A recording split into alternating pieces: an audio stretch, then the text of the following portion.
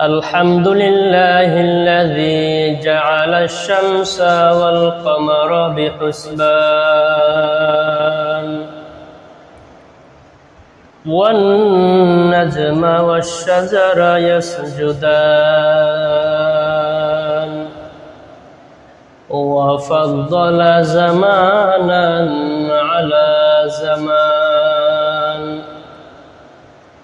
كما فضل مكانا على مكان وإنسانا على إنسان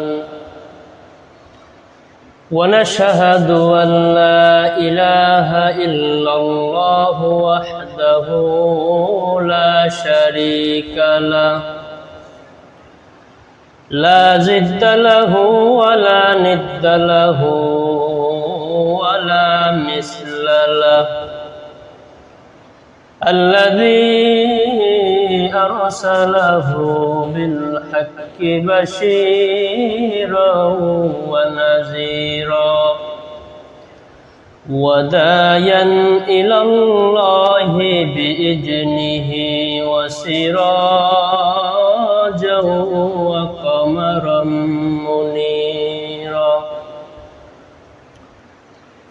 أما بعد فأعوذ بالله من الشيطان الرجيم بسم الله الرحمن الرحيم وما أرسلناك إلا رحمة للعالمين وقال النبي صلى الله عليه وسلم من أحب سنتي فقد أحبني ومن أحبني كان معي في الجنة أو كما قال عليه الصلاة والسلام شكرا درشريف اللهم صل على محمد وعلى آل محمد كما صليت على إبراهيم وعلى آل إبراهيم إنك حميد مجيد اللهم بارك على محمد وعلى آل محمد كما باركت على إبراهيم وعلى آل إبراهيم إنك حميد مجيد سبحانك لا علم لنا إلا ما علمتنا إنك أنت العليم الحكيم यहाँ हम सब मुसाफिर दिल ना लगा यहाँ हम सब मुसाफिर दिल ना लगा अहले दिल की नजर से रुख कर तजा अहले दिल की नजर से रुख कर तजा शाह दौलत सब फकीर गर नेक है शाह दौलत सब फकीर गर नेक है जिंदगी में बंदगी तू करना है जिंदगी में बंदगी तू करना है जिंदगी बेबंदगी में शर्मिंदा है जिंदगी बेबंदगी में शर्मिंदा है दुनिया में हो दुनिया का तलबगार नहीं हो दुनिया में हो दुनिया का तलबगार नहीं हो, बाजार से गुजर हो खरीदार नहीं हो, बाजार से गुजर हो खरीदार नहीं हो। अल्हम्दुलिल्लाह, अल्लाह ताआलार दरबारे अगणित शुक्रिया যে মহান রব্বুল আলামিন আমাদেরকে ফিতনা ফাসাদের জামানায় গজবের মধ্যে থেকেও আল্লাহ তাআলা আমাদেরকে হেফাজতের সাথে আল্লাহ তাআলা আমাদেরকে হেফাজত করেছে। হেফাজতের সাথে আল্লাহ তাআলার দ্বীনের কাজ, ধর্মের কাজ আঞ্জাম করাইতেছে, আঞ্জাম করতেছি। এজন্য একবার শুকর আদায় করে বলি আলহামদুলিল্লাহ। এই আবহাওয়ার মধ্যে, বন্যা বৃষ্টির মধ্যে অনেকের অনেক ক্ষতি হয়েছে, আবার আল্লাহর রহমতে অনেককে আল্লাহ তাআলার রহমতের কারণে, আল্লাহর দয়ার কারণে তার কোনো ক্ষতি হয় নাই, আল্লাহ করেন। কত বড় একটা শুকরিয়া করা দরকার যে এক বান্দার এমন ক্ষতি হয়েছে যে ঘর দুয়ার ভেঙে গেছে, গাছ পড়েছে, বিভিন্ন ধরনের অনেক জায়গায় অনেক মানুষও মারা গেছে। আবার আলহামদুলিল্লাহ অনেক জায়গায় একটু চুল পরিমাণ ক্ষতিও আল্লাহ করে নাই।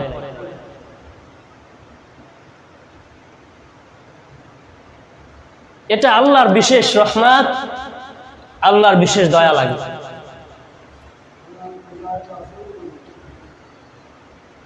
ঘরের পাশে গাছ, 2-3টা বড় বড় গাছ, তার ঘরের চালে একটা ঠালও ভেঙে পড়ে নাই। আবার দেখা যায় 2-3 ফুট দূরে, অনেক দূর থেকেও গাছ ভেঙে ঘরে এসে পড়ে, হয় না? এই গত কয়েক মাস আগে যে একটা বন্যা হয়েছিল, তো আমাদের ঘরের এই সাইডে এলো গাছ, বড় গাছ, ওই গাছের ঠাল ভেঙে পড়া দরকার তো জায়গায় ঘরের উপরে, সেখান থেকে উড়ে গিয়ে ওই ছেলে আমার চাচার ঘরে যাই পড়ছে। দেখছেন এর শুকরিয়া কিভাবে আদায় করব? এমনকি এই বন্যায় আল্লাহ তাআলা কোনো একটা সামান্য ক্ষতিও আমাদের হয় না, অথচ ঘরের উপর 2-3টা গাছ মোটা মোটা। এর শুকরিয়া আদায় করা দরকার, কিন্তু কিভাবে আদায় করব এটা আসলে পারি না। আর যাদের ক্ষতি হয়েছে, খবরদার আমরা যেন আল্লাহর থেকে দূরে সরে না যাই, আমরা যেন নৈরাশ না হই, ধৈর্য ধারণ করব। আল্লাহ তাআলা বলছে যে বান্দা তুমি ধৈর্য এবং সালাতের মাধ্যমে আমার সাহায্য চাও। ধৈর্য এবং সালাতের মাধ্যমে সাহায্য দেবে কে? আল্লাহ তাআলা। এই জন্য যাবতীয় বিপদ আপদ যাই হোক না কেন, যত বড় হোক, ধৈর্য ধরতে হবে আল্লাহর উপরে, সবর করতে হবে আল্লাহর উপরে। তাহলে তার ভরসা আল্লাহই তাআলা নেবে, যে আল্লাহর জন্য হয়ে যাবে। আল্লাহ বলছে মাওলাহুল মুলকুল ফালাহুল কুল, যে আল্লাহর হয়ে যাবে আল্লাহ তার হয়ে যাবে। আমি আপনি আল্লাহর হইতে পারলে, আল্লাহর জন্য করতে পারলে, তাহলে আল্লাহ আপনার জিম্মাদার হয়ে যাবে। ওর হেফাজত আল্লাহ ফেরেশতাদের মাধ্যমে আল্লাহ তাআলা করেন। তো যাই হোক, আসলে কিছু কিছু নিয়ামত আল্লাহ তাআলা বান্দার না চাওয়া সত্ত্বেও আল্লাহ তাআলা দিয়ে দেয় বান্দাকে, যা কোনোদিন চাইনি আমরা, কোশ্চিন কালে আমরা চাই নাই, সেটা আল্লাহ তাআলা পূরণ করেছে। কারণ আল্লাহ রহমান, আল্লাহ রহিম, আল্লাহ দয়াবান। যেরকমের আমি আপনি কোনোদিন বলছি আল্লাহ আপনি আমাকে মানুষ বানান, বলছি? কথা বলতে হবে, বলি নাই। আল্লাহ চাইলে কুকুর বিড়াল বানাতে পারত। আমার রূহটা, আমার পরাণ, আমার রূহটা তো কুকুরের মধ্যেও দিতে পারত। আল্লাহকে কোনোদিন বলি নাই আল্লাহ তুমি আমাকে আশরাফুল মাখলুকাত বানাও, কোনোদিন বলি নাই। আল্লাহকে কোনোদিন বলিনি আল্লাহ মানুষ বানাইছো তো বেশ ভালো কথা, তবে মুহাম্মাদের উম্মত বানাইও কোনোদিন বলি নাই। আখিরে জামানার পয়গম্বর মুহাম্মাদুর রাসূলুল্লাহ সাল্লাল্লাহু আলাইহি সাল্লামের উম্মত বানাও কোনোদিন বলি নাই। অথচ না বলা সত্ত্বেও আল্লাহ তাআলা ওই নবীর উম্মত বানাইছে, যেই নবী নবীদের সর্দার, যেই নবীর সুপারিশ ছাড়া নবীরাও জান্নাতে যাবে না। কেমন নবীর উম্মত আমাদেরকে বানাইছে, এগুলি শুকরিয়া কতটুকু আদায় করছি আমি? কিয়ামত তোমার সেজদায় পড়ে থাকলে তো শুকর আদায় হয় না।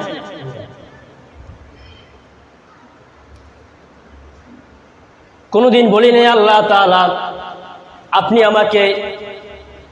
আমাকে আপনার বন্ধু আখিরি নবীর উম্মত বানান। অথচ অন্যান্য পয়গম্বরেরা তারা আমার আপনার মতোই উম্মত হওয়ার জন্য, আখিরি নবীর উম্মত হওয়ার জন্য আল্লাহর কাছে দরখাস্ত করেছে। আল্লাহ, ওগো আল্লাহ, তুমি আখিরি তোমার বন্ধু জনাবে মুহাম্মদ রাসূলুল্লাহ সাল্লাল্লাহু আলাইহি সাল্লামের উম্মত বানাও, আমাকে নবী বানাইছো,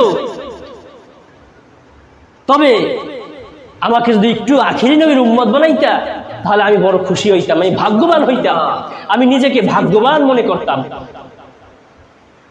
চিন্তা করছেন? তাহলে আমি আপনি কোন স্থানে আছি, কোন স্থানে বসে কি করতেছি আমি আপনি?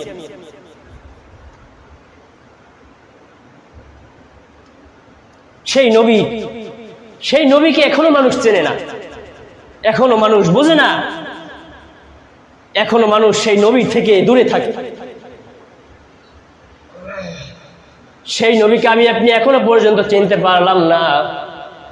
অথচ ওই নবীকে সমুদ্রের মাছ চিনেছে, নবীকে জংলার প্রাণীরা চিনেছে, নবীকে এমনকি বনের গাছ নবীকে চিনতে পেরেছে। গাছের নবীর জন্য কান্না করে, জংলার প্রাণী নবীর জন্য কান্না করে, জংলার গাছ নবীর জন্য কান্না করে, কারণ নবীকে সে চিনেছে, নবীকে সে বুঝেছে, নবীর প্রেমে সে পড়েছে, যার কারণে নবীর জন্য কান্না করে।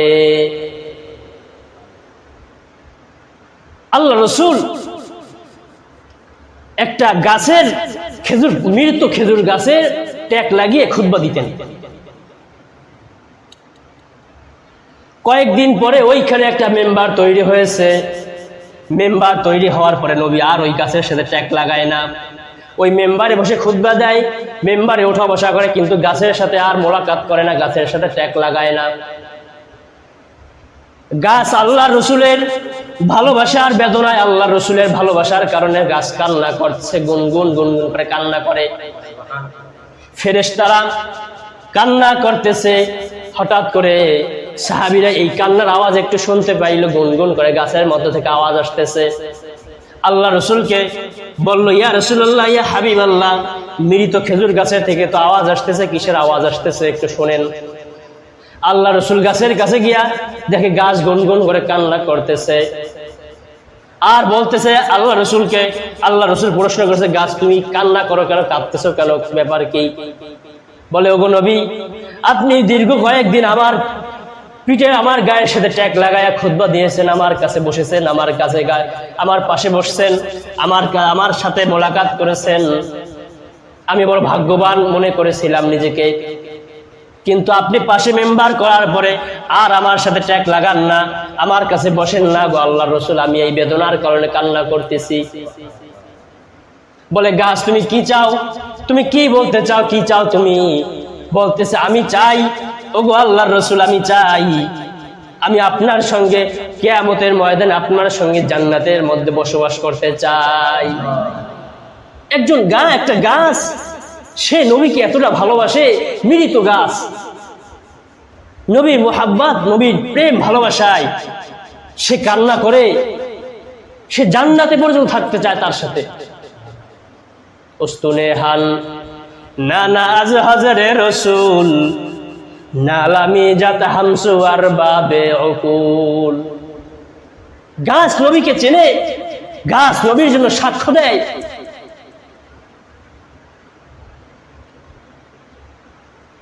আপনার আল্লাহ রসুলের চাচা আবু জাহেল বলতেছে, মুহাম্মদ তুমি যে নবী হয়েছো, তোমাকে আল্লাহ নবী বানাইছে, তো আমি একটা প্রমাণ চাই। বলে কি প্রমাণ?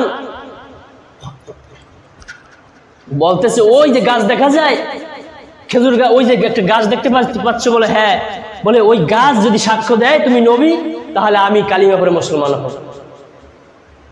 আল্লাহ রাসূল বলতেছে, ও চাচা রে, ওই গাছ যদি ওইখান থেকে আপনার কাছে এসে সাক্ষ্য দেওয়া যায়, তাহলে কি আপনি কালিমা পড়বেন? বলে তাহলে তো আরো ভালো হয়।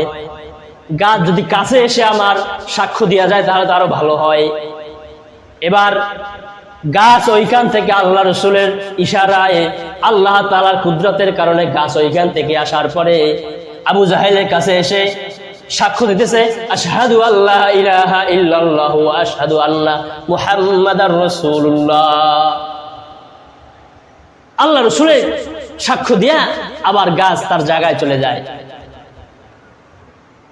একটা গাছ সে নবীকে চিনলো, কিন্তু আমি আপনি চিনতে পারি নাই। এখনো আমি আপনি চিনতে পারি নাই কয়টা সুন্নাত মানি, এমনকি সুন্নাত নামাজও ঠিক মতো পড়ি না আমরা।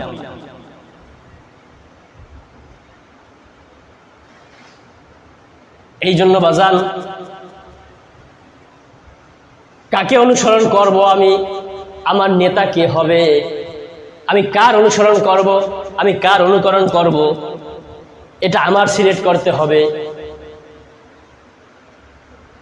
এখন তো আমার নেতা বলে, আমার নেতা তোমার নেতা, আমার নেতার চরিত্র ফুলের মতো পবিত্র, স্লোগান দেয় না?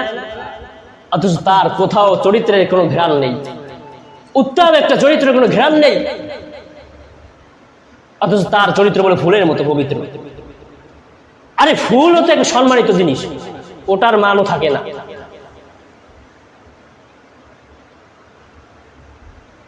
যার মধ্যে নবীর কোনো সুরত নেই, নবীর কোনো সিরাত নেই, যার মধ্যে নবীর প্রেম ভালোবাসা মুহাব্বত নাই, যার মধ্যে নামাজ নাই, রোজা নাই, হারাম খায়, সুদ ঘুষ এই সবের মধ্যে জড়িত থাকে, তার চরিত্র ফুলের মতো হয় কিভাবে?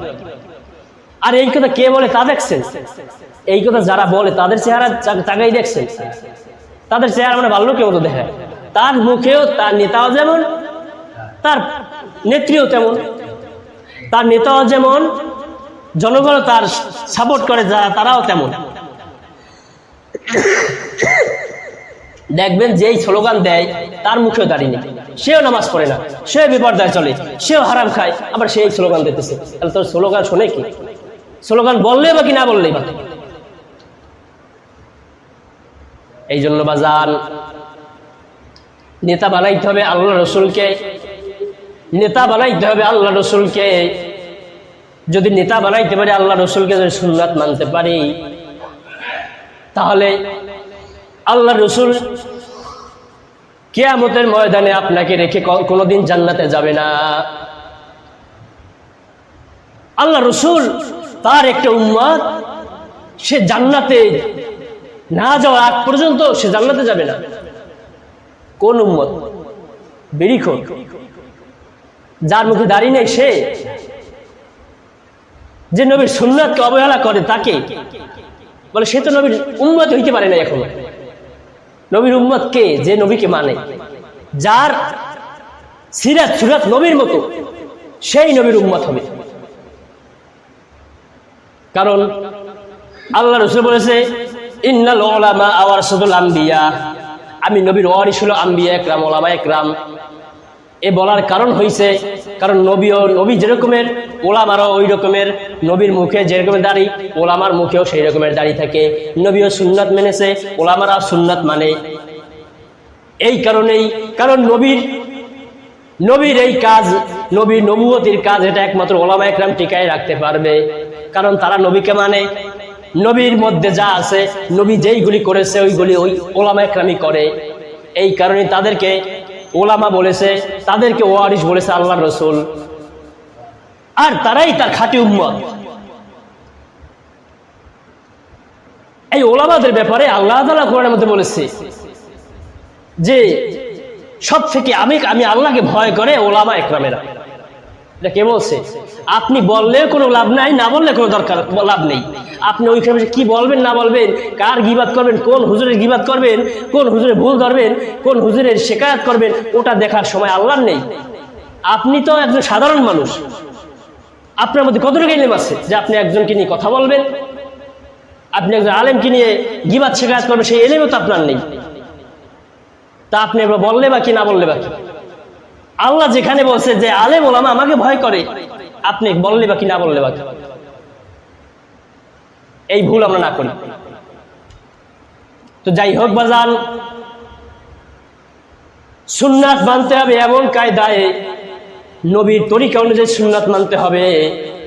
কারণ আল্লাহ রসুল বলেছে, আমার যেই উম্মত একটা সুন্নাত ধরে রাখবে, একটা সুন্নাত যদি আমার উম্মত ধরে রাখে কিয়ামত মৃত্যু পর্যন্ত একটা সুন্নাত যদি ধরে রাখে, আল্লাহ তাআলা কাল কিয়ামতের ময়দানে আমার ওই উম্মতকে আল্লাহ তাআলা 100 গলা কাটা শহীদের মর্যাদা ওই উম্মতকে দান করবে।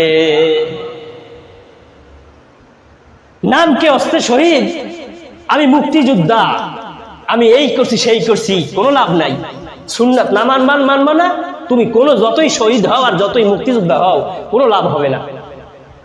সুন্নাত মানবা, তোমার গলা জবাই দেওয়া লাগবে না, কারো গলায় পোষান লাগবে না, তোমাকে আল্লাহ শহীদের মর্যাদা দেবে কিয়ামতের ময়দানে। এটা খুব কষ্টের কাজ। আমি নামাজের আগে মেসওয়াক করবো, এটা খুব কষ্টের কাজ।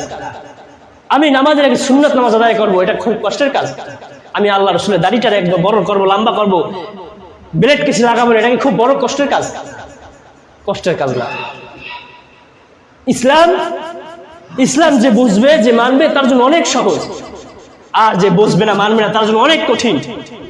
কারণ কঠিন কিরকমের? সে মনে করে যে আমাকে মেসওয়াক করলে মনে হয় আমাকে ফকিন্নি মনে হয়, সে কে মনে করে, কারণ তার কাছে কঠিন মনে হয়। এটা সে স্বাভাবিক মনে করে না। সে মনে করে যে দস্তরখানা বিছে খানা খাইলে মনে হয় আমাকে খুব খারাপ দেখায়, এই কারণে তার কাছে কঠিন মনে হয়। কিন্তু যার কাছে যে বোঝে, তার কাছে কঠিন না।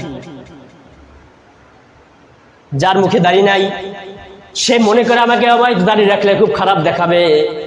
আসলে তা না বাজান। আপনি তাকায় দেখেন, একটু আয়নায় দেখেন, মুখে দাড়ি থাকলে কত সুন্দর পরিপরি দেখায়, মুখটা গোল দেখায়, মুখের মধ্যে মনে হয় নূর চমকায়। এই জন্য আমি বলতে চাই, আপনাদের সন্তানদেরকে আপনারা নসিহত করবেন, কারণ সন্তানের জন্য বাবাই হচ্ছে বড় বক্তা, আবার বাবার জন্য সন্তান বড় বক্তা। এই জন্য আপনারা আপনাদের সন্তানদেরকে নসিহত করবেন। আপনারা যাদের পিতারা যারা এই ধরনের কাজ করে, খারাপ কাজে জড়িত, তাদেরকে নসিহত করবেন। কারণ যে সুন্নাত না মানবে, যদি আপনি সুন্নাতের পাবন্দি না হইতে পারি, আমি যত বড় আশিক রাসূল দাবি করায় কোনো কাজ হবে না। যতই উম্মত দাবি করি নবী, কোনো কাজ হবে না, কোনো কাজে আসবে না। এই জন্য বাজান, আপনি আর কয়টা সুন্নাত আদায় করি, আপনি তো ঠিক মতো সুন্নাত নামাজটা আদায় করি না। অনেক কপাল পরে আছে, শুক্রবার নামাজ আসে, তাও 2 রাকাত পরে চলে যায়, সুন্নাত নামাজও পড়ে না। সারা সপ্তাহ তো খবরই নাই। শুক্রবার আল্লাহ ঠেলতে আনছে মসজিদে, তারপরেও ওই 2 রাকাত, এরপরে অধিকার যায় না। তার কপাল কতটা পড়ছে চিন্তা করছেন? এটা তো আমার আপনার ভাই, আমার আপনার সন্তান। এই জন্য বাজান, সুন্নাত আদায় করতে হবে। যারা ওলি কামেল, যারা ওলি হয়েছে, যাদেরকে আমরা ওলি কামেল বলি, যারা ওলি কামেল, তারা আল্লাহ রসুলকে এতটাই মানতো যে সামান্য থেকে সামান্য সুন্নাত কখনো অবহেলায় কাটাইতো না, ছেড়ে দিত না। সামান্য থেকে সামান্য একটা সুন্নাত সে জানতে পেরেছে, তো ওইটাও আদায় করছে, কারণ আল্লাহ রসুল যদি এই সুন্নাতের বিনিময়ে আমাকে জান্নাতে নিয়ে যায়। হযরতে আশরাফ আলী থানভী রাহমাতুল্লাহ আলাইহি, তিনি একদিন তার স্ত্রীকে নিয়ে মাঠের মধ্যে গেছে। রাত্রিবেলা, চাঁদনি রাত, জ্যোৎস্না রাতে তার স্ত্রীকে নিয়ে মাঠে গেছে। যাওয়ার পরে মাঠের অপর প্রান্তে একটা চিনা দিয়া বলতেছে, বিবি এপার থেকে মাঠের এই পার থেকে ওই পারে দৌড়ের প্রতিযোগিতা হবে, দুইজন আমরা দৌড়ের প্রতিযোগিতা করব, কে ফার্স্ট হয় আর কে সেকেন্ড হয়, অথবা কে জিতে আর কে হারে, একটা পরীক্ষা হবে। বলে আচ্ছা ঠিক আছে। এই কথা বলে স্বামী আর স্ত্রী দুইজনে মুহাব্বতের বন্ধনে দুইজনে রাত্র গভীর রাতে জ্যোৎস্নার মধ্যে তারা এই প্রতিযোগিতা শুরু করছে। তো আশরাফ আলী থানভী রহমতুল্লাহ আলাইহি তিনি একটু ইচ্ছাকৃত হবে একটু ষোলো দৌড়ায়া তার বিবিকে জিতায়া দিলেন, আর তিনি হেরে গেলেন। আবার কয়েক মাস পরে আবার বলতেছে, বিবি চলো আজ আবারও আমরা দৌড়ের প্রতিযোগিতা করব। এবার যাওয়ার পরে ওই দিনও আবার ওই রকমের দৌড়ের প্রতিযোগিতা শুরু করছে। ওই দিন আশরাফ আলী থানভী একটু জোরে জোরে দৌড়ায়া তিনি আগে চলে গেলেন, আর তার বিবি পিছিয়ে পড়ে গেল, তার বিবি ঠকে গেল। এবার যখন তাদের দৌড়ের প্রতিযোগিতা শেষ হয়েছে, এবার বিবি ডাক দিয়ে বলে, ও থানভী কি ব্যাপারটা কি? তুমি কয়েক মাস আগে তো আমাকে নিয়ে এইভাবে দৌড়ের প্রতিযোগিতা করেছিলে, করার পরে ওই দিন ইচ্ছাকৃতভাবে আমি বুঝতে পেরেছি ইচ্ছাকৃতভাবে তুমি হেরে গেছো আর আমাকে জিতায় দিছো, আজকে তুমি জিতলা আর আমি হেরে গেলাম, এর মানে তো আমি বুঝলাম না। বলতেছে, বিবি আমি এটা আমার কোনো খেল তামাশা করি নাই, আমি কোনো খেল তামাশা করার জন্য তোমাকে মাঠে নামাই নাই, এই গভীর রাতে আমি তোমাকে তোমার আরামের ঘুম হারাম করি নাই। তবে বিবি শোনো, এটাও আমার আল্লাহ রসুলের একটা সুন্নাহ।